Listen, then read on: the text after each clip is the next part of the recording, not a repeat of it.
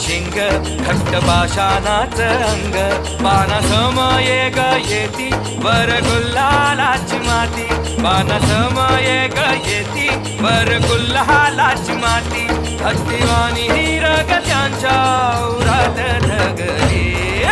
शर्यत लागली रामा शर्यत लागली शर्यत लागली रामा शर्यत लागली शर्यत लागली